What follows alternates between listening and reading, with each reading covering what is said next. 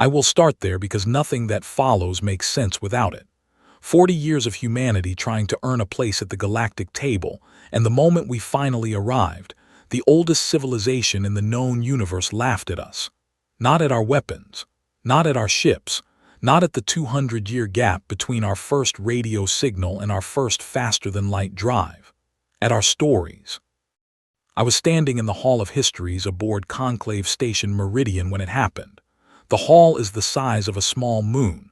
I do not say that loosely. By measured volume, it is exactly that, a moon hollowed out, its interior lined with something that stores memory the way amber stores insects. Every species that has ever joined the conclave has their history archived here. The hall holds the death records of stars, the final transmissions of 12 extinct civilizations, the complete, unbroken record of a universe that has been burning and collapsing and starting over since before our sun existed. I am Sergeant Mara Voss, UN Galactic Liaison Corps. I had spent 2 hours walking the hall's perimeter before the presentation started. I do not get nervous. I get operational, which looks the same from the outside but costs more on the inside. I had checked my credentials 4 times. I had reviewed the mythology submission package our cultural team had prepared. I had consumed 2 cups of something the station's nutrition system labeled coffee, and that was absolutely not coffee. Then the Veth archivists opened the file on Achilles. The sound they produced was a pipe organ being fed through something industrial. It ran for about 4 seconds. Subarchivist designation 7 null, running the assessment, translated through the standard diplomatic node as charming. Ambassador Thisolin leaned close to me. "That is the polished version," she said quietly. I said, "What is the honest one?" She considered. Endearing in the way small animals are endearing when they attempt things beyond their capability. The file moved on to Samson, then Beowulf, then Hercules. I stood with my hands behind my back and my face perfectly still, which is what I do when I need it to do nothing. I watched the archivists move through 3,000 years of human mythology the way a geologist moves through rock layers. Systematic, detached, mildly interested in what the composition reveals about the conditions that produced it. Then 7 null pulled up Joan of Arc. The historical record ran for 90 seconds. A 19-year-old girl, a nation in collapse, an army that had not won in a generation, and one person who looked at that situation and apparently decided it was her specific problem to fix. 7 null paused the file. "Your species builds these stories around individuals who fail and die," it said. "Why?" The question hung in the air of the hall. Around me, delegates from 43 civilizations waited. I opened my mouth. What came out was nothing, a full, complete, honest nothing. 7 null made a notation in the archive log. Ambassador Thisolin looked at me. Her expression was the diplomatic equivalent of a hand on the shoulder, which from Thisolin meant she was either sorry for me or cataloging me. Usually both. The formal Veth assessment of human mythology, read aloud at the close of the presentation, was something I memorized because I read it enough times afterward that it became permanent. Emotionally immature civilizations consistently fabricate singular heroic agents to explain systemic events. This appears to function as psychological management of scale-related anxiety. Recommendation: continued observation as species matures. Fabricate, not imagine, not construct. Fabricate with the specific implication of manufacturing things that are not real because the real answer is too large to hold. I walked out of the hall and found a corridor that was empty and stood in it. The station recycled its air every 4 minutes. I could feel it move past me, cool and faintly metallic, the breath of a system designed to keep living things alive indefinitely. I thought about Kepler Station. 4 seconds. Then operational. I have been using that method for 6 years and it mostly holds. The thing was, standing in that corridor with the recycled air moving past me and the Hall of Histories at my back, I was not entirely sure the Veth were wrong. Kepler Station. I survived it. The only human who did. Not because I was stronger or more determined than the 39 people who did not. I survived because of timing and geometry and one medication I found in a dead colleague's pocket. A sequence of accidents that happened to compound in my favor when they were compounding against everyone else. That was not a story that fit any of our mythological categories. I had never said that out loud. Nina Cole, my attaché, brought food to my quarters that evening. She set it down, looked at my face and said, "Tell me." "They laughed at Achilles," I said. She sat down. Nina had grown up reading mythology like other people read sports records, with total commitment and real emotional stakes. She processed what I had said with visible effort. "Like an actual laugh," she said. "Pipe organ," I said, "in a machine." She was quiet for a moment. Then, "What did you say back?" "Nothing," I said. She did not judge me for that. Sometimes nothing is the only honest answer, and she was 26 and already understood that. That night I lay awake and thought about Seven Null's question. Why do your species build these stories around individuals who fail and die? I did not have an answer. What I had was the specific discomfort of someone who has been told, with evidence, that a thing they believed without examining might not survive examination. It is not a comfortable feeling. It is, I would later understand, an important one. I was still working through the mythology files at 400 when the Rift event notification came in. I read the Rift event brief 3 times. The first time I read it for the data. The second time I read it to check if I had misread the timeline. The third time I read it because the second reading had confirmed the first, and I needed a moment to accept that. The Rift was a spatial anomaly in the Keth corridor, 11 sectors from Conclave Station Meridian. The term anomaly was doing a great deal of work in that notification. What the instrument readings actually described was a rift in real space approximately 30 kilometers wide at its narrowest point, expanding at an accelerating rate and consuming everything it contacted at the quantum level. Not destroying, consuming. Taking matter apart at its most fundamental layer and incorporating it into its own expansion. It had eaten 3 star systems in 33 days. Nina was awake and at my door by 4:15. She had the same brief on her own reader. She looked at me. I looked at her. 11 days per system, she said. On average, I said, it is accelerating. By how much? Each consumption is 3.2% faster than the last. She stood very still. Nina is good at math. She did it in her head the way people do when the answer is going to be bad, and doing it in writing would make it feel too real. That compounds, she said. Yes, I said. We went to the emergency briefing together. The Conclave's Hall of Response is a different space than the Hall of Histories. Where the Hall of Histories is designed to impress with scale, the Hall of Response is designed to move information. Every surface is a display. Every seat is a terminal. It holds 200 delegates comfortably and was, when Nina and I arrived, already at capacity. I found a position against the far wall and watched. The Veth opened the session. Their lead delegate, a senior archivist whose designation translated roughly to deep memory, presented the Conclave's formal extinction response protocol. The protocol had been developed over many thousands of years by the collected expertise of 43 spacefaring civilizations. It was, deep memory explained, the most comprehensively tested emergency framework in galactic history. It had 17 stages. Stage 1 was assessment, duration approximately 4 years. I did the math, I did it again. I looked at Nina. She was already looking at me. Stage 1 alone would take 4 years. The Rift was currently consuming 1 star system every 11 days and accelerating. By any calculation I could run in my head, Stage 1 would not be complete before the Rift reached populated space. I raised my hand. This is not, I have been told, how the conclave operates. You submit a formal request for recognition, which is processed and scheduled. You do not raise your hand like a student who has noticed the classroom is on fire. Deep memory paused. The Sergeant Voss of the human delegation, it said. This is how the Veth address people, species first, title second.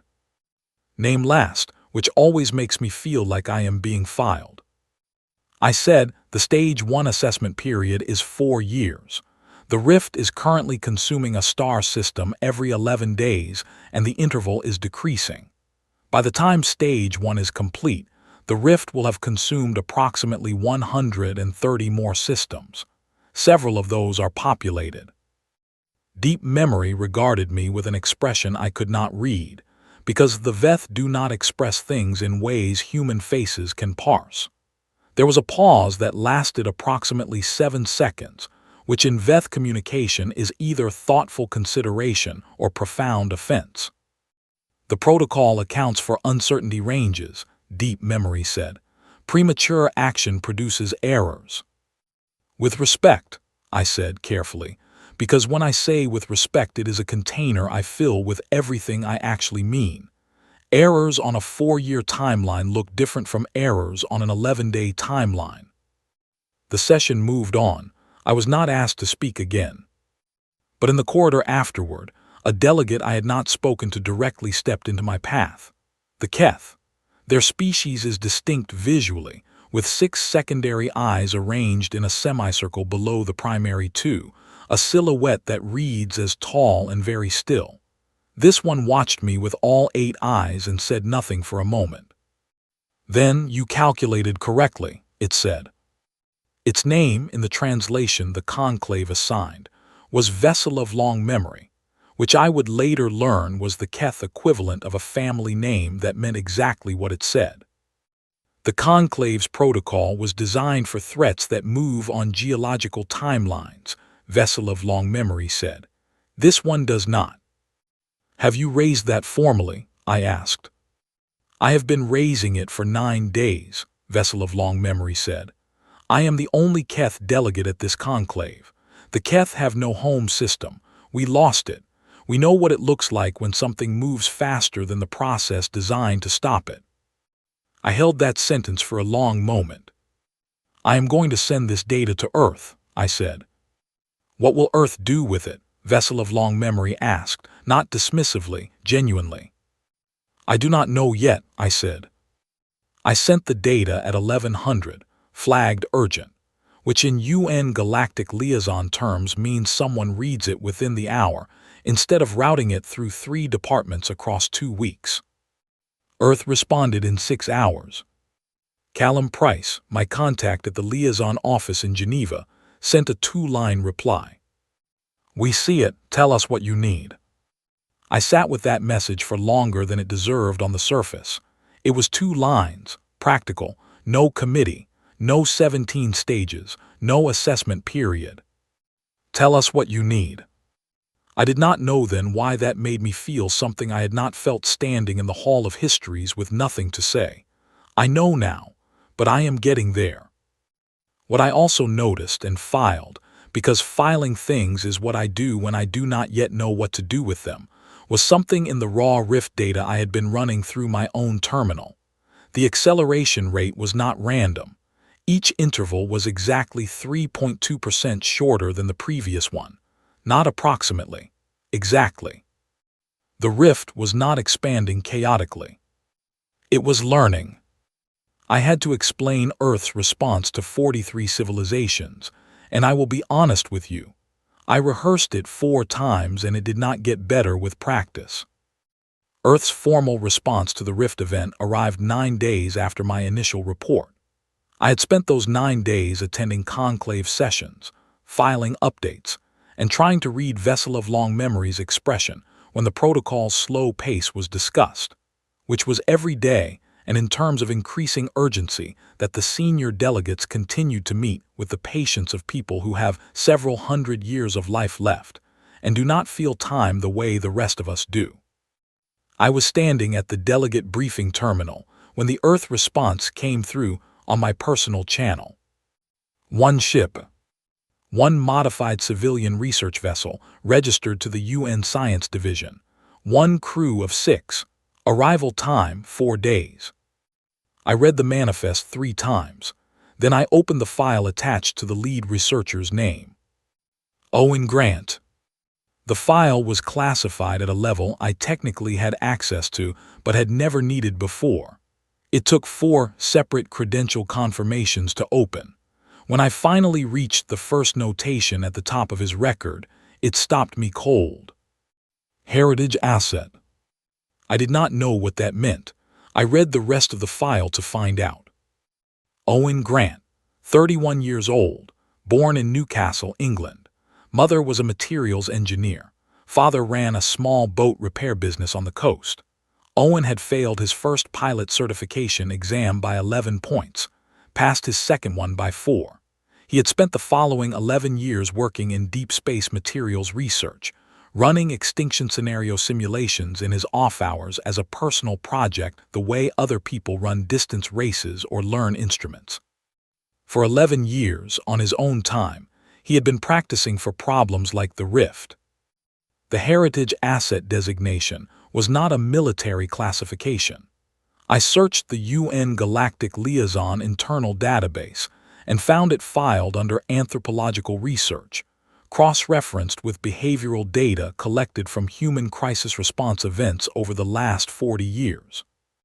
The definition read, designation applied to individuals demonstrating mythology-consistent behavioral profiles in non-simulated extinction-adjacent scenarios, characterized by willingness to sustain personal risk at levels statistically inconsistent with self-preservation instinct, in pursuit of low-probability systemic benefit.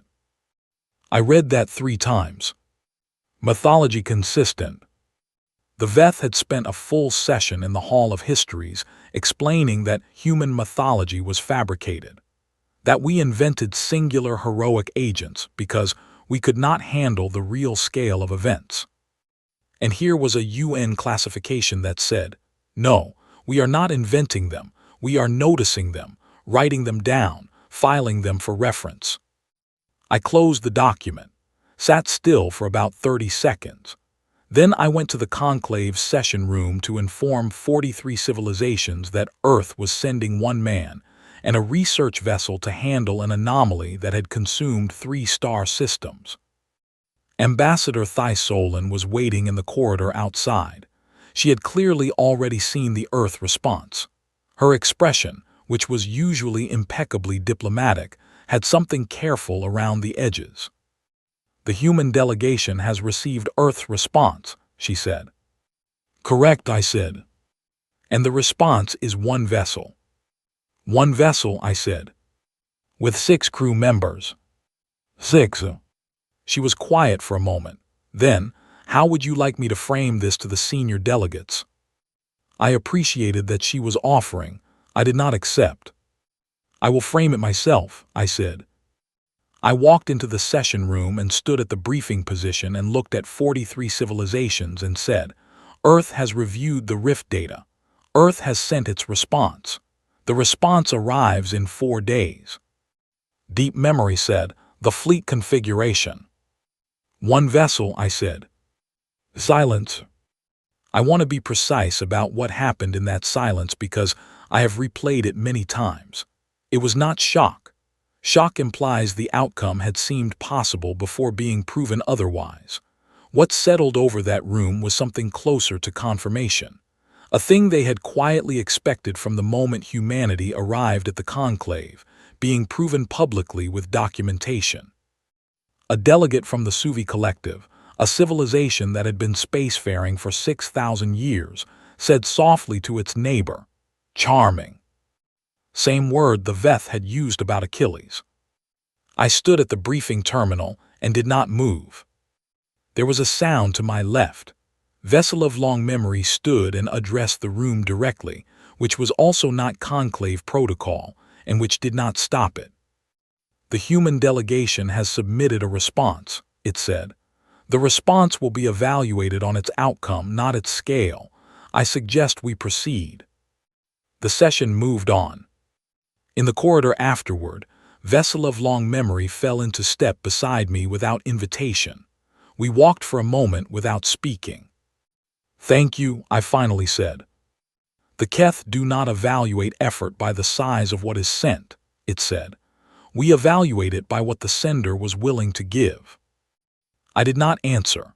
I was thinking about Owen Grant, 31 years old from Newcastle, with 11 years of practicing for exactly this. The ship arrived in 3 days, not 4. It was called the Wren, a civilian vessel, mid-range, with modifications along the sensor and propulsion lines that suggested it had been retrofitted for deep space anomaly work. It docked at the station's lower port, the section designed for smaller independent vessels. Not exactly where anyone expected an extinction response team to park. I met Owen Grant at the airlock.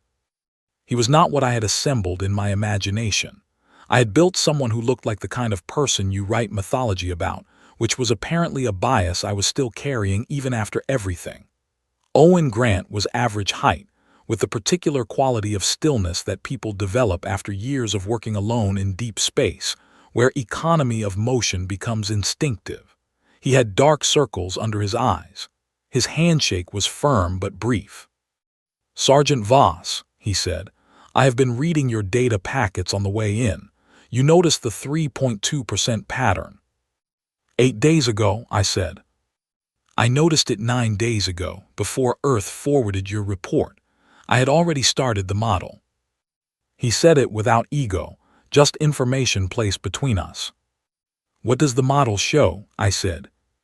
He turned to the small terminal on the wall of the airlock corridor and pulled up a display I had not seen before. His projections ran 3 times further out than anything the Conclave had produced, and they were not built from the Conclave's base assumptions.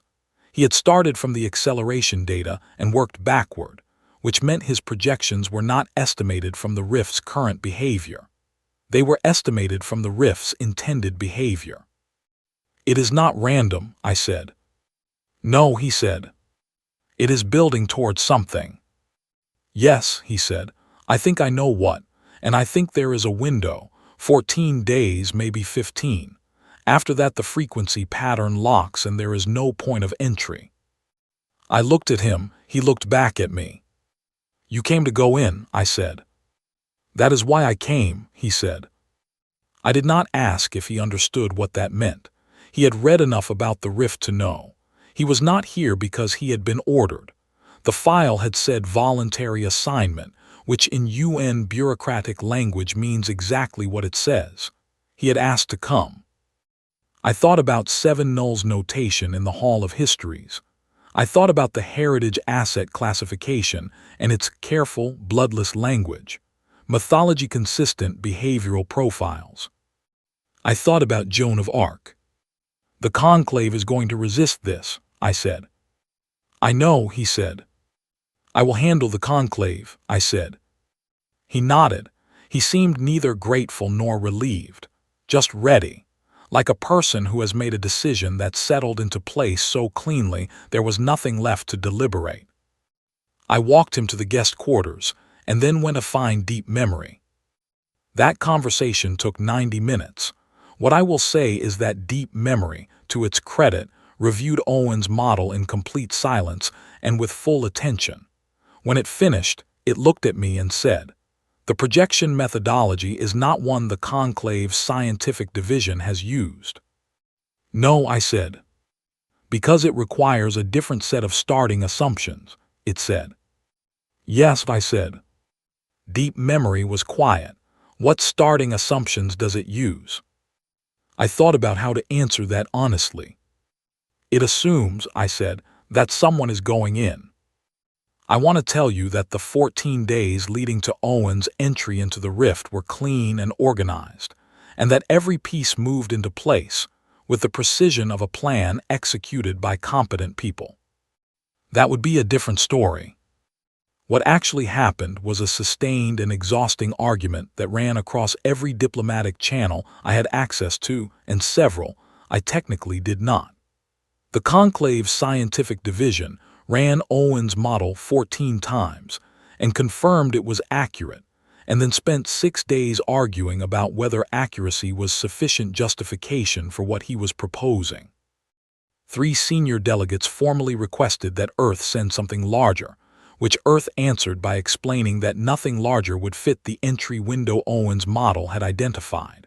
The VETH submitted a philosophical objection. I am not using that term loosely.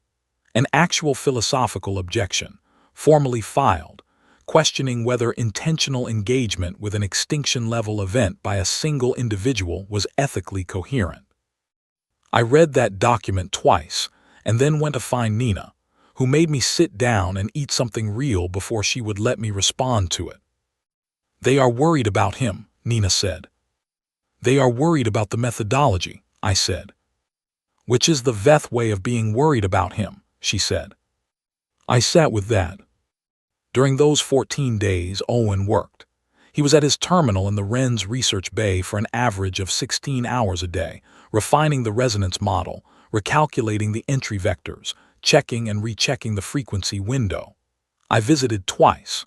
Both times he was deep in the work and conversation was brief, which I understood. When someone is building the thing that might save everything, you do not pull them out of it to ask how they are feeling. On day 12, Vessel of Long Memory came to find me. We walked the upper observation corridor, which runs along the station's outer hull and gives a full view of the star field beyond. The Keth move with a deliberateness that takes getting used to. Each step placed like the floor deserves consideration. Vessel of Long Memory walked beside me for a while without speaking, which I had learned was its way of beginning rather than pausing. "My civilization lost our star system 412 years ago," it said. "The event that caused it lasted 9 days. The conclave's response arrived on day 14. I kept walking. I let that breathe. "We have been in the archive files of every extinction event the conclave has documented since we joined," it said. "In most of them, there is a point where the response should have been faster and was not, where the process moved at the speed of process and the event moved at the speed of events." "Yes," I said. "In those files there is sometimes a notation," it said. "An individual, one organism who moved outside the process, who did not wait for the assessment period. The notation usually describes the action as anomalous." I looked at it. "Your species has more of those notations than any other civilization in the archive," it said.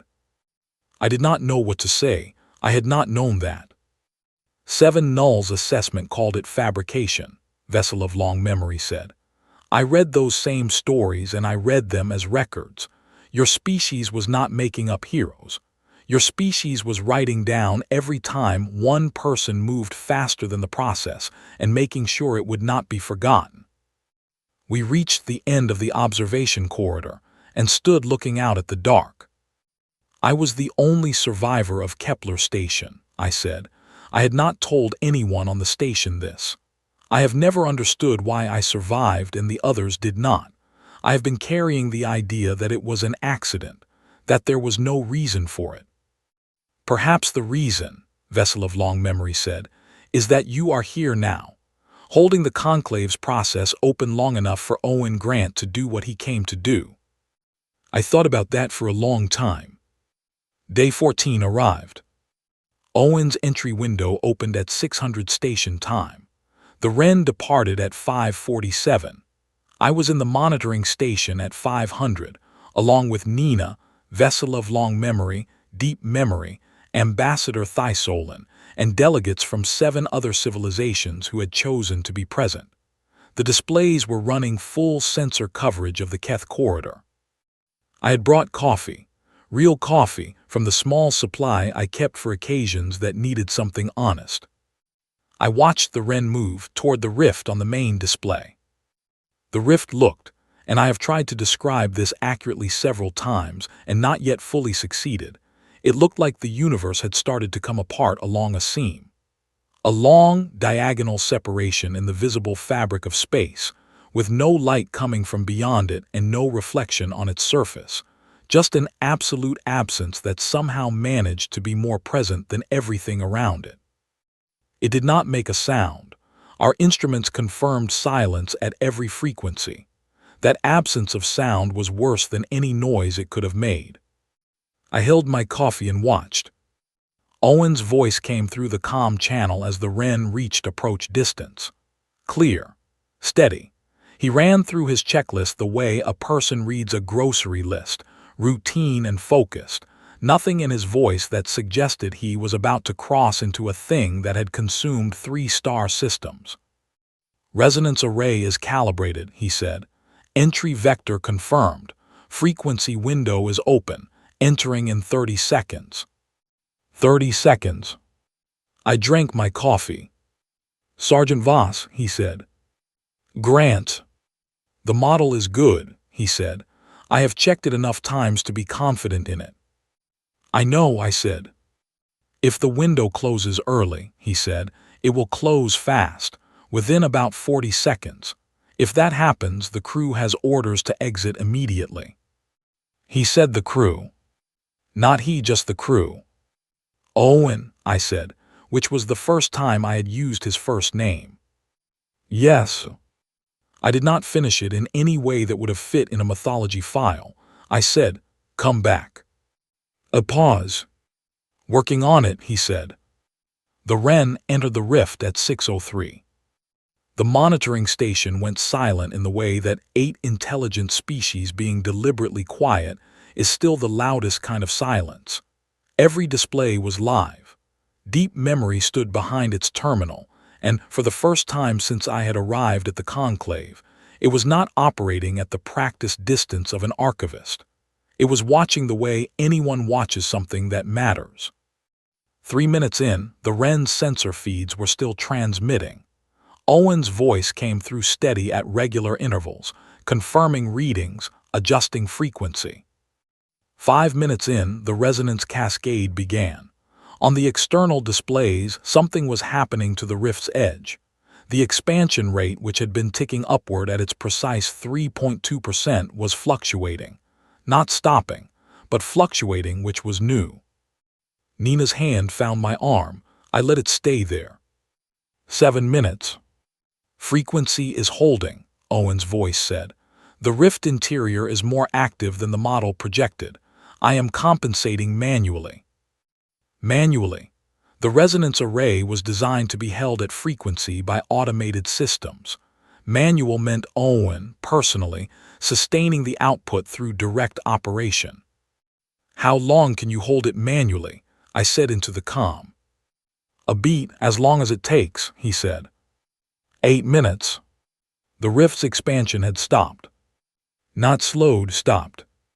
Every display in the monitoring station confirmed it simultaneously, and the silence in the room turned into something else. Not celebration. Something more careful than that. The stillness of people who have been watching something fall and are not yet sure it has landed. 9 minutes, 10. It is working, Owen said. There was no triumph in it, just information. I see it, I said. The consumption pattern is inverting, he said. I need 3 more minutes at this frequency and then I can release. 3 minutes. I became aware of my coffee. It had gone completely cold while I was watching the displays. I noticed this with the specific focus of a person whose brain needs somewhere to put attention it cannot spend on the thing it cannot control. I focused on the cold coffee, the weight of the cup, the fact that I had been gripping it for the last 10 minutes with enough force to leave marks on the ceramic. 11 minutes. The rift's outer edge began to contract. Slowly at first, then not slowly. The seam in the universe pulled inward, the absence that had been consuming star systems folding back on itself with the same mathematical precision that had driven its expansion, except now running in reverse. On the display, the wren's signal held steady inside it. 12 minutes. Releasing, Owen said. The rift collapsed over the next 40 seconds in complete silence on every monitored frequency, a total absence of sound that somehow read, at the end, as something like a final breath.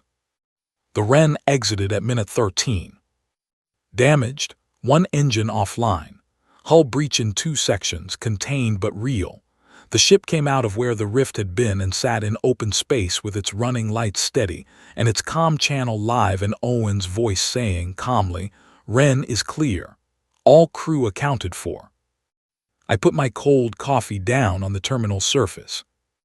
The Keth corridor, where 3 star systems had been consumed and 4 more had been weeks away from the same fate, showed nothing at the coordinates where the rift had been. No anomaly, no edge, no absence, just space, dark and ordinary and present. Deep memory, behind its terminal, was very still. Then it opened its archive log. It pulled up the file on human mythology, the one with 7 Null's original assessment, the one that used the word fabricate. I watched it add a notation. I was not close enough to read what it wrote. I looked at Vessel of Long Memory. It had all 8 eyes on the display where the rift had been. It was not moving. It was doing the thing the Keth do when they are holding something that belongs to a very old and very particular category of memory. Nina was still holding my arm. I realized I had been holding her hand back for some time. Owen's ship limped into docking at 7:48. I was waiting at the airlock. He came through looking like a person who had just done something the universe had not intended to make easy. Dark circles deeper than when he arrived.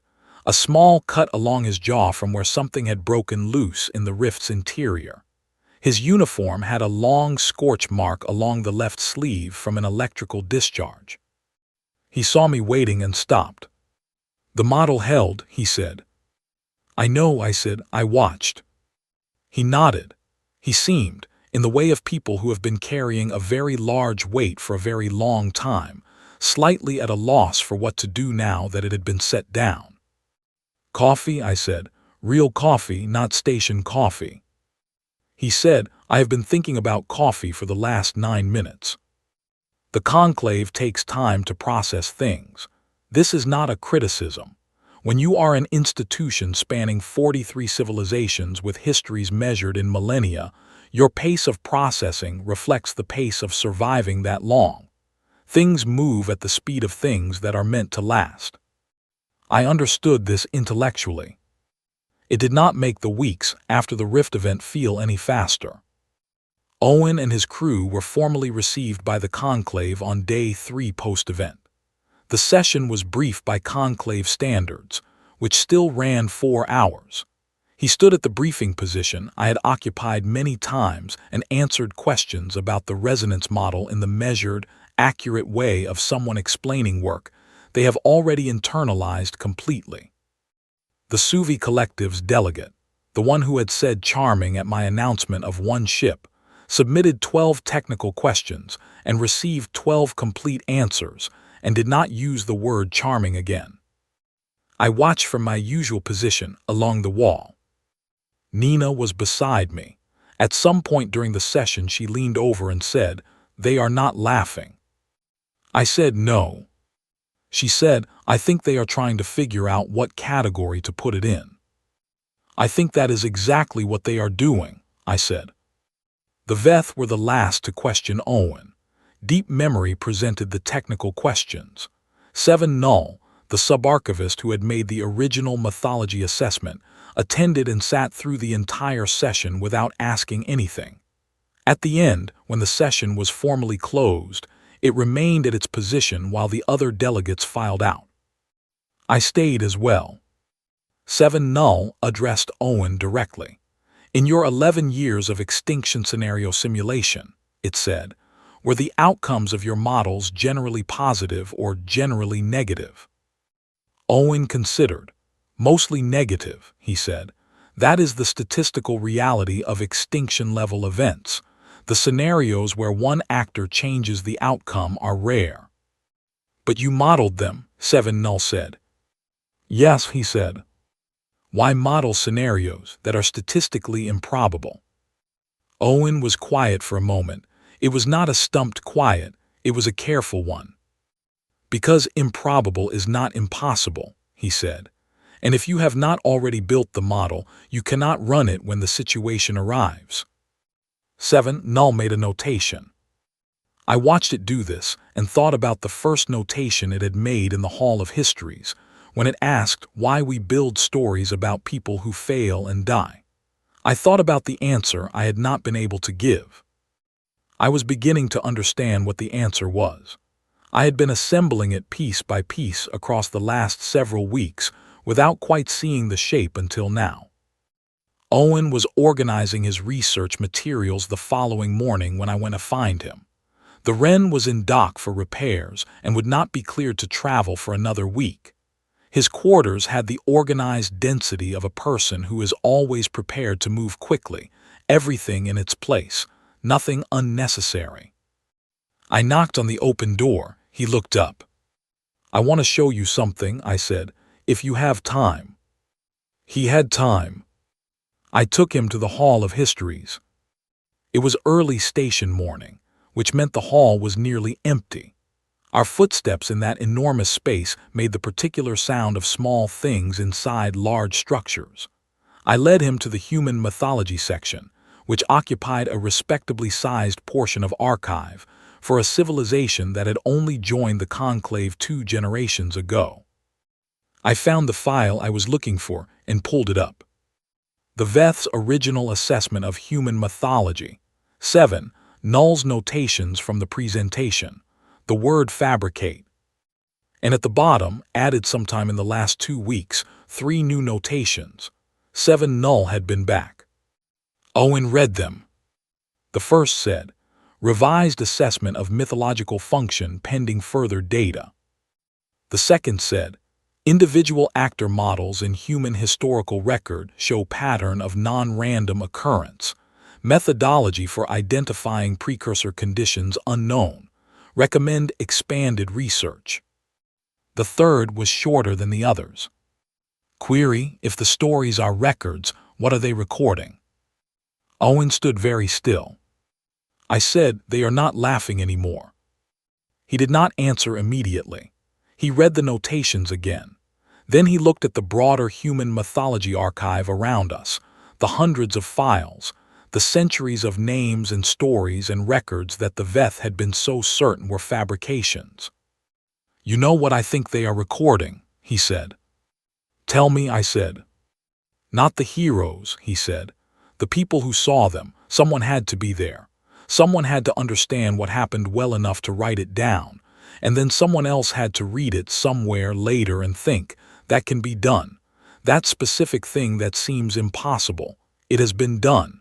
Here is the record of it."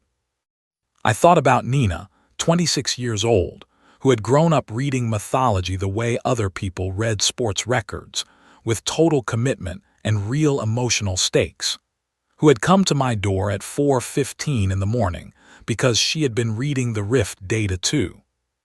I thought about vessel of long memory, 412 years after its civilization's home system was consumed, still in the archive of every extinction event, still watching for the moment when the response was slow and one person moved faster. I thought about Callum Price in Geneva, 2 lines, "No committees, tell us what you need." The machinery of it was not mysterious, I realized. It had never been mysterious. We build the story. The story stays. Someone reads it, that someone becomes the next entry. We are not fabricating heroes. We are engineering the conditions for them to appear. "I want to show you one more thing," I said. We walked deeper into the archive. It took 15 minutes to find what I was looking for because the Conclave's cataloging system is not designed for human intuitive navigation, and I had to ask 3 times before a station archivist pointed me in the right direction. The Kepler station file.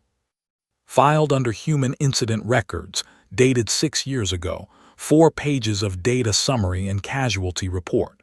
The Veth notation at the bottom was brief. Veth archive notations always are. Incident: catastrophic station failure, class 3 event. Casualties: 39 confirmed. Survivors: 1. Notation: single human survivor, mechanism of survival unclear. Owen read it, Then he looked at me. I had not told him. I had not told most people on the station.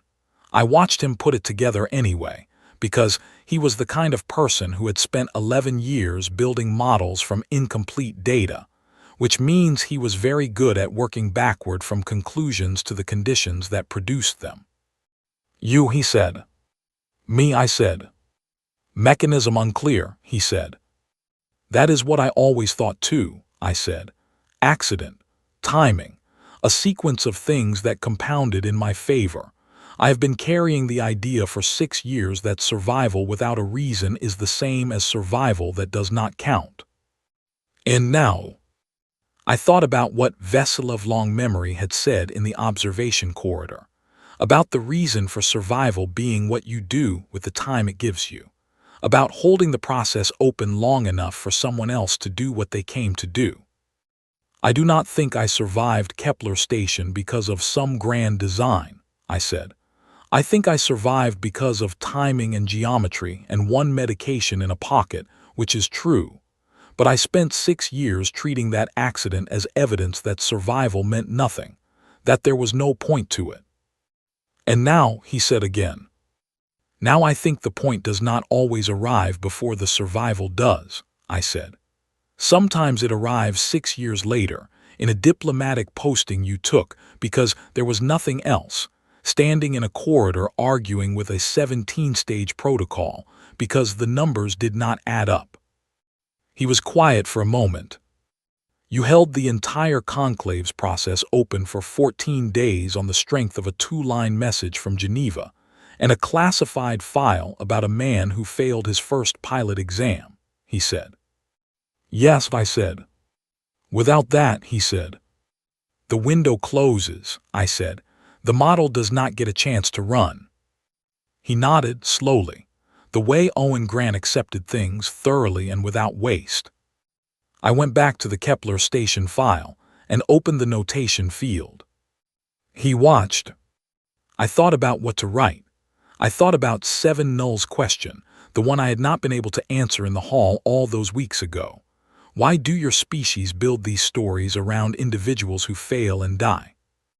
I thought about the answer that had taken me 6 years and 1 extinction event, and a 31-year-old researcher from Newcastle to assemble. I typed 2 words. I closed the archive. Owen did not ask what I had written. He looked at my face, and I looked at his, and that was enough. 3 months after the Rift event, the conclave issued its formal revised assessment of human mythology. Deep Memory read it aloud in the Hall of Histories to a full audience of 43 delegations. I was standing in my usual position along the wall. Nina was beside me. Vessel of long memory stood near the front.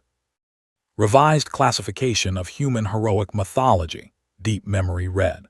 Not fabrication of individual agency. Documentation of recurring behavioral phenotype. Human populations under extinction-adjacent conditions demonstrate statistically anomalous production of individuals willing to sustain personal risk at levels inconsistent with self-preservation instinct, in pursuit of low-probability systemic benefit. Mechanism for producing this phenotype, under active research. Mythological archive function, accurate record-keeping. Recommendation, expanded access for all conclave member civilizations. The hall was silent. Then, from near the front, a sound I had not heard before from the Keth, low and resonant, moving through the chest before it reached the ears. Vessel of long memory, standing at full height, making the sound its species makes when something long lost is finally found. Other delegations took it up, each in their own register. The sounds layered and built in that enormous space, in the hall that holds the records of everything that has ever mattered, until the Hall of Histories was filled with the particular noise of 43 civilizations revising something they had been very certain of. I did not make any noise. I stood at the wall and felt Nina's hand on my arm and thought, clearly and without drama, that 39 people on Kepler Station had been gone for 6 years, and I had never known why I was still here. I knew now. Not because the universe had a plan. Not because survival is a reward for being the right kind of person, but because every person in that chain, Nina reading mythology at 400, Callum Price in Geneva with his 2 lines and no committees, Veselov long memory pressing the conclave for 9 days before I even arrived, Owen Grant failing 1 exam and passing the next, and spending 11 years in quiet preparation. Every one of them was carrying a piece of this. None of them were waiting for permission to move. That is the mechanism. That is what the archive records. Not the hero at the center, the network around the hero that made it possible. Every person who ever read one of those old stories and thought, that can be done. Owen received his formal commendation in a small ceremony 3 days before his crew departed. He stood at the front of the room looking like a person who was relieved to have his work confirmed and ready to return to it. He gave a short statement about the resonance model and the value of long-term scenario preparation, and then looked like he wished he had prepared fewer remarks. Afterward, I found him near the docking bay with a coffee. He said, "I read the Kepler station file again." I said, "I know." He said, "The 2 words you added to the notation." I said, "Yes." He was quiet for a moment. Not an accident, was it, writing that there? "No," I said. He nodded. He drank his coffee. He looked out at the stars through the docking bay viewport, the stars that were still there because of 11 years of voluntary preparation and a 14-day window and 1 ship. "I almost did not put my name in for this assignment," he said. "I know," I said. "How?" he said. I thought about the mythology files, about Joan at 19, deciding it was her problem specifically, about the long chain of people who almost did not and then did and then got written down so the next one would know it was possible. Because the ones who almost did not, I said, are the only ones who ever do. He considered that, accepted it in the way Owen Grant accepted things, fully and without anything left over. He left the next morning. The Wren cleared the docking bay at 600, running light steady, 1 engine still slightly rough from the repairs, moving out into the open dark toward whatever came next. I watched it go from the observation corridor. Then I went back to the Hall of Histories, to the Kepler station file, and looked at what I had written one more time. 2 words in a notation field in the largest archive in the galaxy, in a hall the size of a small moon, surrounded by the records of everything that had ever mattered to anyone. Not for me, for whoever would read it next, the next person carrying a sequence of accidents and wondering if survival without a clear reason was worth anything, the next person who would need to know that yes, it was, that the reason does not always come before the survival. That sometimes the whole point of making it through is simply so you are there, 6 years later, when the numbers do not add up, and someone needs a human being who will raise their hand in a room full of people who have stopped bothering to. 2 words. I closed the file. I went to find Nina. She was already awake, already working, already moving at the speed the situation required, which was the only speed she knew. We had a lot to do.